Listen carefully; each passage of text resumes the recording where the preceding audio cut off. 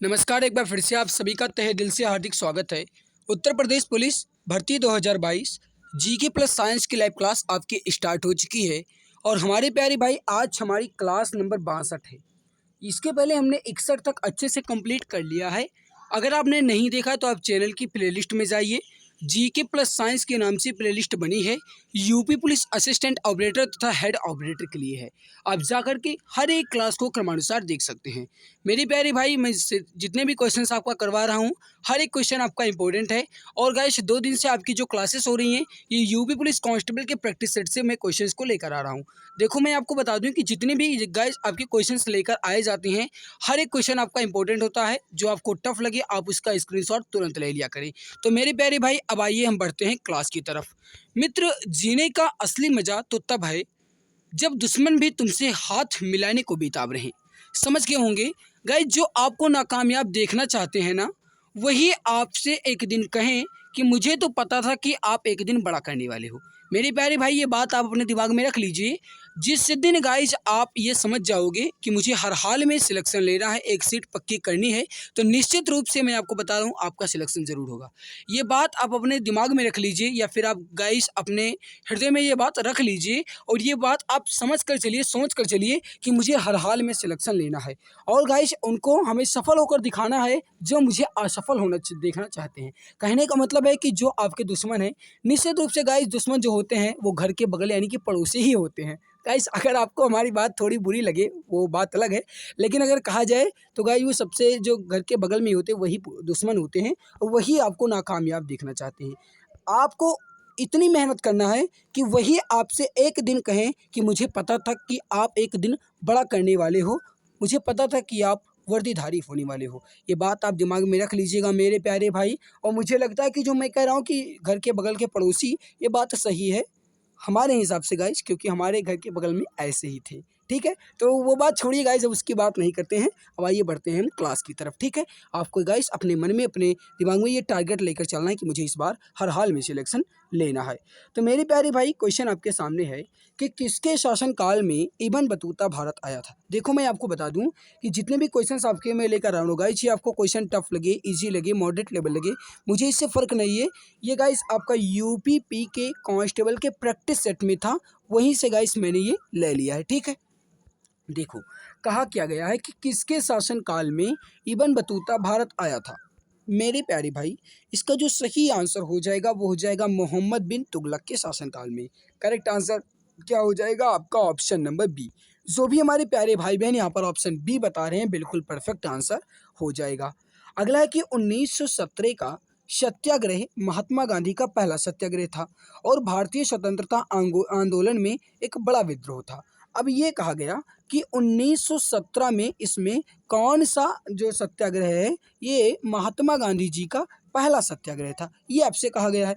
और मैं आपको ये भी बता दूं कि ये जो सत्याग्रह था गाइस, ये भारतीय स्वतंत्रता संग्राम का गाइस ये आंदोलन का सबसे बड़ा विद्रोह था। ठीक है, अब समझने की कोशिश कीजिए मेरी प्यारी भाई। मैं आपको बता दूं कि हमारा गला अभी भी थोड़ी बहुत खराश है गाइस, अभी थोड़ा बहुत बैठा हुआ है, फिर भी गाइस कुछ मैनेज हो ही रहा, कुछ ना कुछ तो आवाज़ क्लियर जा ही रही होगी। ठीक है, क्योंकि गाइस मैंने कल विक्स की गोली वोली खाई है और मेडिसिन ली है, जिसकी वजह से कुछ मुझे राहत मिली है। तो क्वेश्चन क्या गया कि 1917 का। अब मेरे प्यारे भाई, सबसे पहले महात्मा गांधी जी द्वारा चंपारण सत्याग्रह आंदोलन शुरू किया गया था। तो यहाँ पर सही आंसर क्या हो जाएगा आपका? Option D. 1917 का चंपारण सत्याग्रह महात्मा गांधी जी का पहला सत्याग्रह था और यही चंपारण सत्याग्रह जो है, ये भारतीय स्वतंत्रता आंदोलन का एक बड़ा विद्रोह भी था। तो जो भी हमारे प्यारे भाई बहन, प्यारे मित्र ऑप्शन डी बता रहे हैं, बिल्कुल परफेक्ट आंसर हो जाएगा। अगला है कि साइमन कमीशन का विरोध करते हुए पुलिस हमले के कारण किस राष्ट्रवादी नेता की मृत्यु हो गई। अब समझने की कोशिश करना मेरे प्यारे भाई, जब साइमन कमीशन वापस जाओ का विरोध हो रहा था, उस समय गाइज किस राष्ट्रवादी नेता की मृत्यु हो गई थी? पुलिस के लाठीचार्ज से। ठीक है, अब आपको यहाँ पर ये बताना है, समझने की कोशिश करना मेरे प्यारे भाई, इंपॉर्टेंट है। तो जो भी हमारे प्यारे भाई बहन यहाँ पर बता रहे हैं, ऑप्शन सी, लाला लाजपत राय की मृत्यु हुई थी पुलिस के लाठीचार्ज से, राष्ट्रवादी नेता लाला लाजपत राय की मृत्यु हुई थी, बिल्कुल करेक्ट आंसर हो जाएगा। तो जो भी हमारे प्यारे भाई बहन ऑप्शन सी बता रहे हैं, बिल्कुल परफेक्ट आंसर होगा। अगला आपके सामने क्वेश्चन नंबर है इसका आंसर आपको बताना है कि निम्नलिखित में से किसने बंगाल के विभाजन, अब आपको पता है गाइस कि बंगाल का विभाजन कब हुआ था, 1905 में। मेरे प्यारे भाई, बंगाल के विभाजन 1905 के विरोध में हुए आंदोलन का नेतृत्व किसने किया? कहने का मतलब है कि जो बंगाल का विभाजन 1905 में हुआ था, इसके विरोध में जो आंदोलन हुआ उसका नेतृत्व किन के द्वारा किया गया, ये आपसे पूछा गया है। समझने की कोशिश करना, इंपॉर्टेंट बहुत है, टफ लगे आप इसका स्क्रीनशॉट ले लीजिएगा। सुरेंद्र नाथ बनर्जी, जो भी हमारे प्यारे भाई बहन यहाँ पर बता रहे हैं ऑप्शन ए सुरेंद्र नाथ बनर्जी ने बिल्कुल करेक्ट आंसर होगा मेरे प्यारे भाई, ऑप्शन नंबर ए आपका बिल्कुल परफेक्ट आंसर हो जाएगा। अगला है कि निम्नलिखित को सुमेलित कीजिए तथा नीचे दिए गए कूट का प्रयोग करके सही उत्तर चुनिए। अब मेरे प्यारे भाई यहाँ पर आपको देखना है, ये लीजिए, और नीचे कूट भाषा भी आपको दिख रही होगी। बताइए मेरे प्यारे भाई, यहाँ पर आप मिलान कीजिए। हिंदू जो है गाइस इस सनातन एवं आर्य समाज में आ जाएगा, मुसलमान में हो जाएगा शिया और सुन्नी, सिख में हो जाएगा गाइस आपका निरंकारी और नामधारी, ईसाई में हो जाएगा आपका कैथोलिक और प्रोटेस्टेंट। तो करेक्ट आंसर क्या होगा मेरे प्यारे भाई? ए पर 4 होना चाहिए और बी पर 3, ए पर 4 और बी पर 3, बिल्कुल जो भी हमारे प्यारे भाई बहन ऑप्शन ए बता रहे हैं बिल्कुल करेक्ट आंसर हो जाएगा। यहाँ पर करेक्ट आंसर क्या हो जाएगा आपका? ऑप्शन नंबर ए। जो भी हमारे प्यारे भाई बहन यहाँ पर ऑप्शन ए बता रहे हैं बिल्कुल परफेक्ट आंसर हो जाएगा, बिल्कुल करेक्ट आंसर हो जाएगा यहाँ पर आपका ऑप्शन नंबर ए। अगला आपके सामने कि भारत का मानक समय मेरिडियन जो है ये कौन सा है? समझने की कोशिश करना मित्र, इंपॉर्टेंट है। भारत का मानक समय मेरिडियन कौन सा है?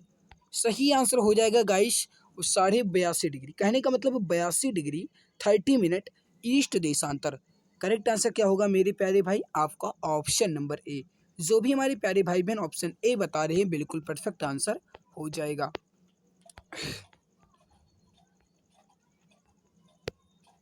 अगला क्वेश्चन आपके सामने मेरे प्यारे भाई कि भारत का हिमाद्री स्टेशन स्थित है। यह आपसे पूछा गया है कि भारत का हिमाद्री स्टेशन जो है ये कहाँ स्थित है? समझने की कोशिश करना इंपॉर्टेंट है।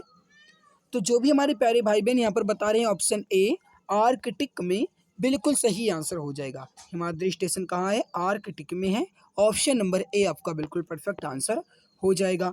अगला है मेरे प्यारे भाई, निम्नलिखित में से कौन सा पीत क्रांति से संबंधित है? अब समझने की कोशिश करना मेरे प्यारे मित्र, कहा क्या गया? पीत क्रांति, और पीत का मतलब होता है मेरे प्यारे भाई पीला या फिर आप कहो पीली, तो इसमें पीली क्रांति से संबंधित क्या हो जाएगा?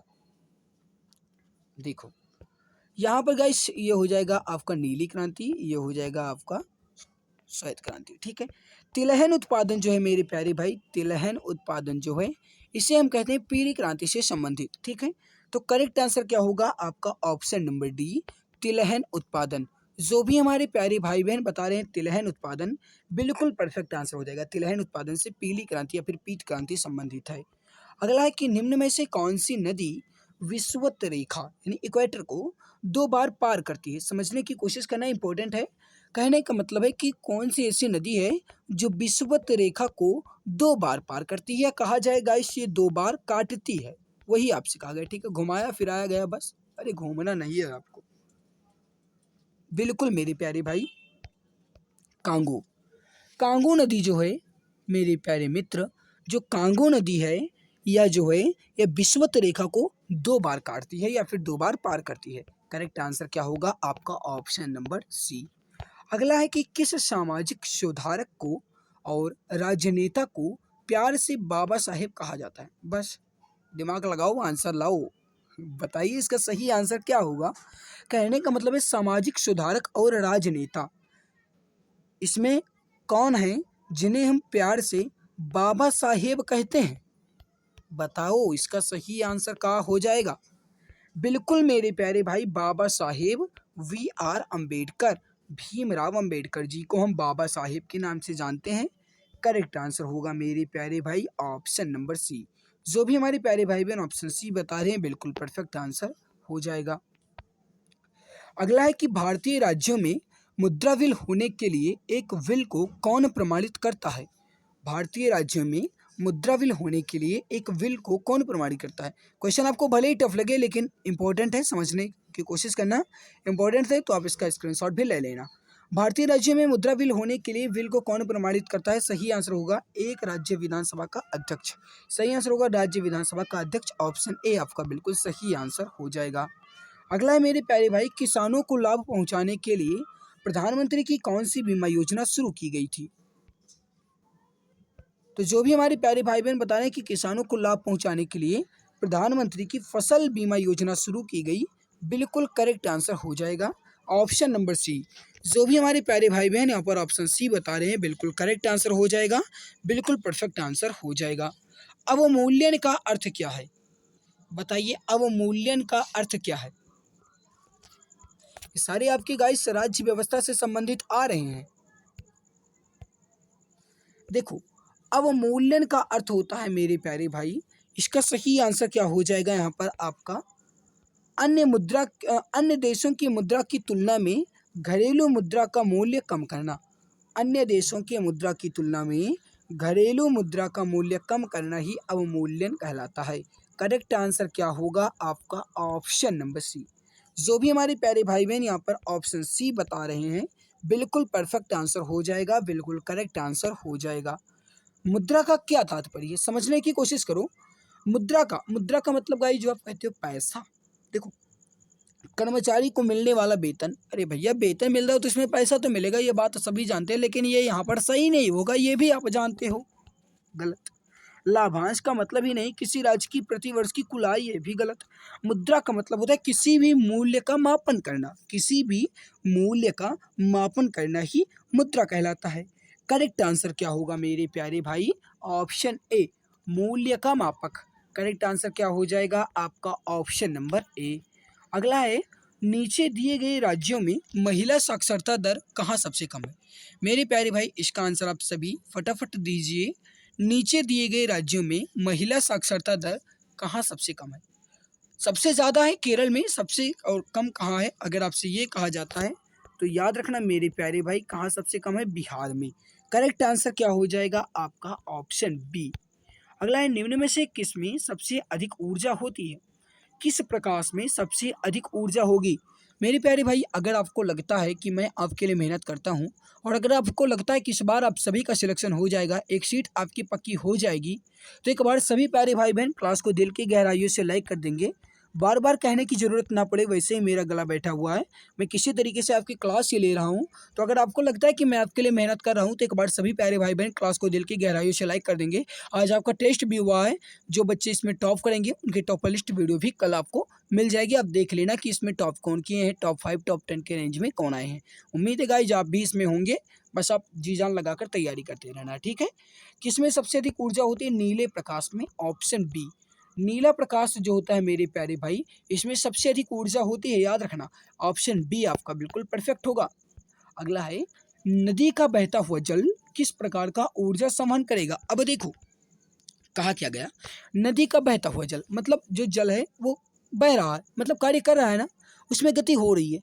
और अगर आपसे ये कहा जाता है मेरे प्यारे भाई, तालाब में स्थिर जल, अगर ये कहा जाता है तालाब में स्थिर जल, तो तालाब में स्थिर जल में तो हो जाएगी स्थितिज, लेकिन अगर नदी का बहता हुआ जल है या फिर तालाब का ही बहता हुआ गाइस जल है, तो उसमें होगी गतिज, यानी इसमें गति हो रही है, तो गतिज ऊर्जा यहाँ पर होगा आपका सही answer, kinetic energy. Option D आपका बिल्कुल सही होगा। अग्नि दुर्घटना में क्या अधिक तपिश पैदा करता है? अब कहने का मतलब है मेरे प्यारे भाई, अग्नि दुर्घटना यानी कि जब आग लग जाती है तो इसमें तपिश का मतलब है कि किसमें ज़्यादातर गर्मी होगी। अब मेरे प्यारे भाई इसका सही आंसर क्या हो जाएगा आपका? Option B, polymer. पॉलीमर में सबसे अधिक तपिश या फिर गर्मी पैदा होगी। जो भी हमारे प्यारे भाई बहन यहाँ पर ऑप्शन बी बता रहे हैं, पॉलीमर, बिल्कुल सही आंसर हो जाएगा। दूध को दही के रूप में खट्टा करना किसका एक उदाहरण है? मेरे प्यारे भाई, दूध को दही के रूप में खट्टा करना किसका एक उदाहरण है?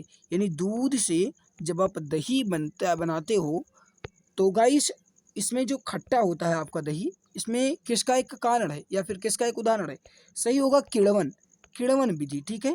किण्वन विधि के कारण ही गाइस दूध से दही बनती है, ठीक है। करेक्ट आंसर क्या होगा आपका? ऑप्शन नंबर सी, किण्वन विधि। ऑप्शन नंबर सी बिल्कुल सही आंसर हो जाएगा। निम्न में से कौन सा स्त्रीलिंग हार्मोन है? इसमें कौन सा फीमेल हार्मोन है? ये आपसे कहा गया है मेरे प्यारे भाई, इंपॉर्टेंट है, बताइए इसका करेक्ट आंसर क्या होगा? निम्न में से कौन सा स्त्रीलिंग हार्मोन है या फिर फीमेल हार्मोन है? सही आंसर हो जाएगा यहाँ पर आपका option number A, estrogen hormone. मेरे प्यारे भाई यहाँ पर देख लो, एस्ट्रोजन हार्मोन जो है ये एक स्त्रीलिंग हार्मोन होता है। ऑप्शन नंबर ए आपका बिल्कुल करेक्ट आंसर हो जाएगा। जो भी हमारे प्यारे भाई बहन ऑप्शन ए बता रहे हैं एस्ट्रोजन, बिल्कुल करेक्ट होगा, बिल्कुल परफेक्ट हो जाएगा। इनपुट डिवाइसेस के उदाहरण कौन से हैं?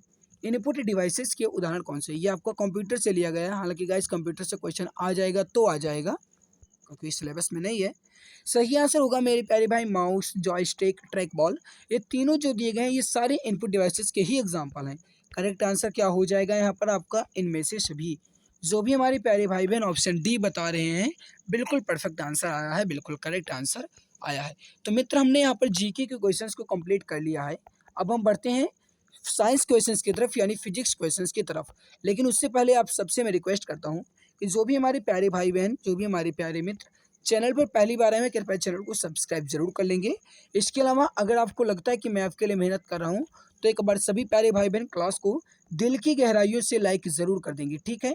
और गाइस इस क्लास को आप अपने मित्रों तक शेयर भी कर दिया करें। अगर मैं नहीं कहता हूँ शेयर करने के लिए, तो आपका भी फर्ज बनता है कि आप शेयर करने के लिए कह दिया करें। क्वेश्चन देखो इसका गाइस, थोड़ा रेशियो मैंने गड़बड़ कर दिया है तो छोटा कर देते हैं। क्वेश्चन आपके सामने है साइंस में। पहला, प्रस्रव्य तरंगें वह ध्वनि तरंगें हैं जिनकी आवृत्ति, कहने का मतलब है मेरे प्यारे भाई, प्रस्रव्य तरंगें कौन सी तरंगें होती हैं या फिर प्रस्रव्य तरंगें की जो फ्रीक्वेंसी होती है, आवृत्ति होती है, ये कितनी होती है? अब आप ये जानते हैं गाइस कि 20 किलो हर्ट्ज से अधिक, 20 किलो हर्ट्ज से अधिक और 20,000 हर्ट्ज के बीच जो ध्वनि तरंगे होती हैं उसकी आवृत्ति जो होती है गाइस, अगर इतनी आ रही है तो पराश्रव्य तरंगे हो जाएंगी। सही आंसर क्या हो जाएगा आपका? ऑप्शन सी। कलर चेंज कर ले तो करेक्ट आंसर क्या होगा आपका? Option C. अगला, पराश्रव्य तरंगे मनुष्यों द्वारा कैसी होती? पराश्रव्य तरंगे मनुष्यों द्वारा क्या सुनी जा सकती हैं, नहीं सुनी जा सकती, कभी नहीं सुनी जा सकती हैं, कभी कभी सुनी जा सकती हैं, या फिर इनमें से कोई नहीं? मेरी प्यारी भाई, पराश्रव्य तरंगे जो होती हैं, यहाँ पर समझो, पराश्रव्य तरंगे जो होती हैं ये मेरे प्यारे भाई मनुष्यों के द्वारा नहीं सुनी जा सकती। ये सुनी जा सकती हैं, जैसे हो गया गाय चमगादड़, इसके अलावा जैसे हो गए कुत्ते, इसके अलावा हो गई बिल्ली, ये इस गाय सुन सकती है पराश्रव्य तरंगे, ठीक है, लेकिन मनुष्य इसे नहीं सुन सकता है। करेक्ट हो जाएगा आपका ऑप्शन नंबर बी। अगला आपके सामने है, पराश्रव्य तरंगों को सबसे पहले किसने सीटी बजाकर उत्पन्न किया था? सीटी बजाकर, ठीक है। पराश्रव्य तरंगों को सबसे पहले सीटी बजाकर उत्पन्न किसने किया? सही आंसर होगा मेरे प्यारे भाई ऑप्शन नंबर बी, गाल्टन ने। जो भी हमारे प्यारे भाई बहन यहाँ पर बता रहे हैं ऑप्शन नंबर बी, गाल्टन ने, बिल्कुल करेक्ट आंसर हो जाएगा। अगला है, विद्युत आवेश का एसआई मात्रक क्या है? विद्युत आवेश का एसआई मात्रक क्या है? इसका आंसर आप बताइए, करेक्ट आंसर क्या होगा? फटाफट आंसर दीजिए मेरे प्यारे भाई, गलती नहीं करने का। तो बिल्कुल देखो, विद्युत आवेश या फिर आप कहो इलेक्ट्रिक चार्ज, एक ही बात है। विद्युत आवेश का जो एसआई मात्रक होता है मेरे प्यारे मित्र, वह क्या होता है यहाँ पर? कूलाम, ठीक है। करेक्ट आंसर क्या हो जाएगा आपका? Option B, coulomb. जो भी हमारे प्यारे भाई बहन यहाँ पर बता रहे कूलाम, बिल्कुल सही होगा। अगला आपके सामने है, विस्थापन की एसआई इकाई क्या है? मेरी प्यारी भाई, विस्थापन की एसआई इकाई, विस्थापन को कहते हैं इंग्लिश में डिस्प्लेसमेंट। क्या कहते हैं? डिस्प्लेसमेंट। और मेरे प्यारे भाई, डिस्प्लेसमेंट की एसआई इकाई, इकाई को ही कहा जाता है मात्रक। यानी कि डिस्प्लेसमेंट या फिर विस्थापन का एसआई मात्रक क्या होता है, यह कहा गया आपसे। सही हो जाएगा मेरे प्यारे भाई, मीटर, ठीक है। जो लंबाई का मात्रक होता है वही विस्थापन का भी मात्रक होता है। करेक्ट क्या होगा आपका? ऑप्शन नंबर ए। अगला आपके सामने है, प्रतिरोध की एसआई इकाई क्या है? इसका आंसर आप सभी बताएंगे, प्रतिरोध की एसआई इकाई क्या है? कूलाम तो होगा नहीं, अभी आपने देखा कूलाम होता है विद्युत आवेश का। ओम यहाँ पर हो जाएगा। करेक्ट क्या हो जाएगा आपका? ऑप्शन बी, ओम। जूल जो है होता है मेरे प्यारे भाई, यह होता है ऊर्जा का, ऊष्मा का और ये कार्य का। ऊर्जा, ऊष्मा और कार्य, इन तीनों का एसआई मात्रक जूल ही होता है। न्यूटन, न्यूटन जो होता है मेरे प्यारे भाई, ये हो जाएगा आपका भार और बल का, ठीक है। भार और बल का एसआई मात्रक न्यूटन हो जाएगा। तो यहाँ पर कहा क्या गया, प्रतिरोध का ओम। ओम का प्रतीक क्या होता है, कुछ इस प्रकार से बनता है, ठीक है, कुछ इस प्रकार से बनेगा ओम, ठीक है मेरे प्यारे भाई, इस प्रकार से। अगला आपके सामने है, इसका आंसर आपको बताना है, शक्ति की एसआई इकाई को क्या कहा जाता है। शक्ति की एसआई इकाई को क्या कहा जाता है, इंपॉर्टेंट बहुत है, फटाफट आंसर दीजिए, गलती नहीं करने का। देखो, शक्ति की एसआई इकाई को क्या कहा जाएगा, ये ऐप से कहा गया है। अब मेरे प्यारे भाई यहाँ पर आप देख लो, सही आंसर हो जाएगा आपका ऑप्शन नंबर ए, वाट। वाट जो होता है ये शक्ति का एसआई मात्रक होता है। अगर आपसे कहा जाता है कि एक अश्व शक्ति बराबर कितना होता है या फिर एक हॉर्स पावर बराबर कितना होता है, तब आप कहोगे मेरे प्यारे भाई 746 वाट, ठीक है। एक अश्व शक्ति या फिर एक हॉर्स पावर बराबर 746 वाट। जूल मैंने आपको बताया ही, कार्य ऊर्जा उष्मा। न्यूटन हो जाएगा आपका बल एवं भार। पास्कल हो जाएगा यहाँ पर दाब, ठीक है। तो यहाँ पर पास्कल वाला याद रखना, दाब का मात्रक होता है पास्कल। निम्न में से किस समूह में सभी राशियां सदिश हैं। ये चार ऑप्शन आपके सामने हैं और इसमें तीन तीन राशियां दी गई हैं। इसमें गाइस किस समूह में या फिर किस ऑप्शन में सभी राशियां फिजिकल क्वांटिटीज हैं। कहने का मतलब है कि सभी राशियां सदिश राशियां किस में हो जाएंगी, कार्य ऊर्जा बल। देखो, कार्य इसमें पहला ही आपका अदिश है, होगा नहीं। चाल त्वरण वेग, चाल हो जाएगा यहाँ पर। वेग और त्वरण और बल, बिल्कुल, वेग त्वरण बल, ये जो होता है मेरे प्यारे भाई, वेग भी है, त्वरण भी है और बल भी है, ये तीनों होते हैं आपके सदिश, ठीक है। करेक्ट क्या हो जाएगा यहाँ पर आपका ऑप्शन नंबर सी। जो भी प्यारे भाई बहन ऑप्शन सी बता रहे हैं बिल्कुल परफेक्ट हो जाएगा, बिल्कुल करेक्ट आंसर हो जाएगा। दो सदिशों के गुणनफल से प्राप्त राशि। दो सदिश, अगर दो सदिश का गुणनफल किया जाएगा तो उससे सदिश और अदिश दोनों मिलेगा, सही होगा, ए और बी दोनों, ए एंड बी दोनों। अगला है कि अदिश राशि के उदाहरण है। मेरी प्यारी भाई यहाँ पर आपको ये बताना है कि इसमें आपको ऑप्शन नीचे दिए गए हैं और ये कहा गया कि इसमें अदिश राशियाँ किस में हैं। मैंने आपको ट्रिक बताई थी, याद होगा तो आप बता देंगे। उस आर्द्रता को चाबी दो, ये आपका अदिश राशि का ट्रिक है। देखो, बल, विषुवत बल, ये आपका सदिश राशि का ट्रिक है। विषुवत बल, अरे बल आ गया तो ये तो आपका सदिश हो गया मेरे प्यारे भाई। त्वरण, ये भी आपका सदिश हो गया। उस आर्द्रता, ता मैंने कहा ना, उस आर्द्रता, ता मतलब तापमान, और मेरे प्यारे भाई यही आपका तापमान ही अदिश राशि है। कहने का मतलब है मेरे प्यारे भाई, यहाँ पर जो करेक्ट आंसर हो जाएगा आपका, वो हो जाएगा यहाँ पर तापमान, ठीक है। तापमान जो होता है ये एक अदिश राशि है। ऑप्शन नंबर सी आपका बिल्कुल परफेक्ट हो जाएगा, बिल्कुल करेक्ट आंसर आपका हो जाएगा। अगला आपके सामने है क्वेश्चन, क्या कहा गया है, गतिज ऊर्जा और स्थितिज ऊर्जा को सम्मिलित रूप से क्या कहा जाता है। अब समझने की कोशिश करो मेरे प्यारे भाई, इंपॉर्टेंट है। कहा क्या गया है कि गतिज ऊर्जा और स्थितिज ऊर्जा को सम्मिलित रूप से कहा जाता है। मेरे प्यारे भाई, गतिज ऊर्जा यानी काइनेटिक एनर्जी और स्थितिज ऊर्जा यानी पोटेंशियल एनर्जी, इन दोनों को अगर हम ऐड कर देंगे तो ये हमारा हो जाता है गाइस यांत्रिक यानी मैकेनिकल एनर्जी। तो मेरे प्यारे भाई यहाँ पर सही हो जाएगा, यांत्रिक ऊर्जा बराबर होता है गतिज ऊर्जा और स्थितिज ऊर्जा का गुणन, मतलब जोड़, यानी कि योगफल। तो गतिज ऊर्जा और स्थितिज ऊर्जा को अगर हम ऐड कर देंगे तो हमारी यांत्रिक ऊर्जा निकल आएगी। ऑप्शन सी आपका बिल्कुल सही होगा। एक हल्के तथा एक भारी पिंड का संवेग समान है, इसकी गतिज ऊर्जा अधिक होगी। कहने का मतलब है, कोई एक हल्का पिंड है और कोई एक भारी पिंड है और उसका संवेग जो है वह कैसा है, समान है। तो इसमें गतिज ऊर्जा किसकी होगी, जाहिर है मेरे प्यारे भाई कि इसमें गतिज ऊर्जा किसकी अधिक हो जाएगी, हल्के पिंड की। काइनेटिक एनर्जी किसकी ज़्यादा होगी भैया, हल्के पिंड की तो होगी। ऑप्शन ए आपका बिल्कुल सही हो जाएगा। अगला है कि कार्य करने में मानव शरीर द्वारा प्रयुक्त ऊर्जा होती है। कार्य करने में मानव शरीर द्वारा प्रयुक्त ऊर्जा कौन सी होगी, स्थितिज, वैद्युत या फिर रासायनिक या फिर नाभिकीय। वैद्युत तो होगी नहीं, हमारे अंदर करंट थोड़ी है, नहीं है ना। हाँ थोड़ा बहुत है, वो करंट दूसरा करंट है। रासायनिक होगी नहीं, केमिकल की बात ही नहीं। नाभिकीय तो होगी नहीं, प्रोटॉन न्यूट्रॉन की मात्र नहीं, यहाँ पर कोई मतलब नहीं है। सही होगा मेरे प्यारे भाई स्थितिज ऊर्जा। कार्य करने में मानव शरीर में प्रयुक्त ऊर्जा होती है आपकी स्थितिज ऊर्जा। जो भी हमारे प्यारे भाई बहन यहाँ पर ऑप्शन ए बता रहे हैं, स्थितिज ऊर्जा बिल्कुल परफेक्ट होगा। अगला है संवेग बराबर, मेरे प्यारे भाई समझने की कोशिश करना। संवेग, अगर आप इस संवेग का संधि विच्छेद करोगे, हिंदी आप सभी पढ़ते होंगे, 7 बजे आपकी क्लास होती है हिंदी की। अगर आप संधि विच्छेद करोगे इस संवेग का तो क्या निकलेगा?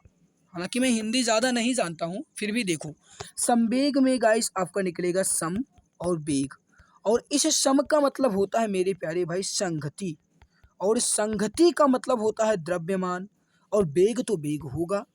तो द्रव्यमान और वेग के गुणनफल को ही हम कहते हैं संवेग। ठीक है, करेक्ट क्या होगा आपका ऑप्शन ए।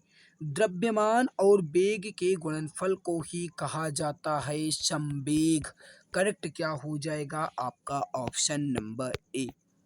अगला आपके सामने, किसी गतिशील पिंड का वेग आधा करने से उसकी गतिज ऊर्जा हो जाती है। अब समझो, कहा क्या गया, कोई एक गतिशील पिंड है, उसका वेग आधा कर दिया जाएगा।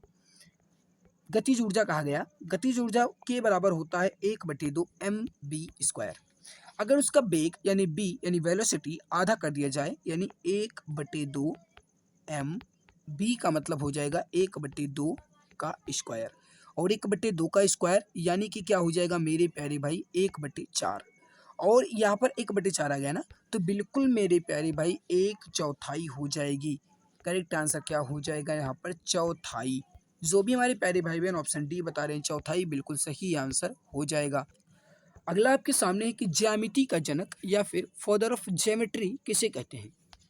हालांकि मैं बहुत तेज नहीं बोल रहा हूँ गाइस, अभी भी गला थोड़ा बैठा हुआ है, और हो सकता है कि कल तक सही हो जाए। विक्स की गोली वोली ले ली है, मेडिसिन भी ले ली है, और बीच बीच में गाइस अब ज़्यादा चाय भी पी रहे हैं, तो हो सकता है सही हो जाए। ठीक है, कल तक देखो, ज्यामिति का जनक या फिर फादर ऑफ ज्योमेट्री किसे कहते हैं। सही आंसर होगा मेरे प्यारे भाई ऑप्शन नंबर बी। जो भी प्यारे भाई बहन यहाँ पर बता रहे हैं यूक्लिड, बिल्कुल सही आंसर हो जाएगा। गाइस तबीयत बहुत ज़्यादा ख़राब थी, फिर भी मैं आपकी क्लास ले रहा था। भले ही मैंने आपकी क्लास 15 मिनट ही क्यों ना ली हो, लेकिन फिर भी मैंने आपकी क्लास ली है, क्योंकि मुझे पता है हमारी तबीयत सही रहे ना रहे मुझे इससे मतलब नहीं है।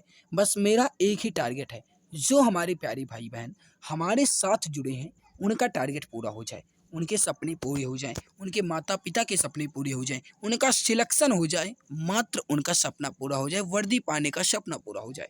और मुझे उम्मीद ही नहीं है बल्कि यह पूरा विश्वास है, अगर आप पूरी जी जान पूरी शिद्दत के साथ लगे रहेंगे तो निश्चित रूप से आप सबको वर्दी मिलेगी। समझ लेना मेरे प्यारे भाई, बस आप सब पूरी जी जान पूरी शिद्दत के साथ लगे रहिएगा। ठीक है, तो मेरी प्यारी भाई आज की हमारी क्लास जो है यहीं पर समाप्त हो जाएगी। जो आपकी बुराई करते हैं करने दो, क्योंकि ऐसी छोटी हरकत छोटी सोच के लोग ही करते हैं। यानी कि अगर आपकी कोई बुराई कर रहा है मेरे प्यारे भाई, तो आप उसे तुरंत जवाब न दो।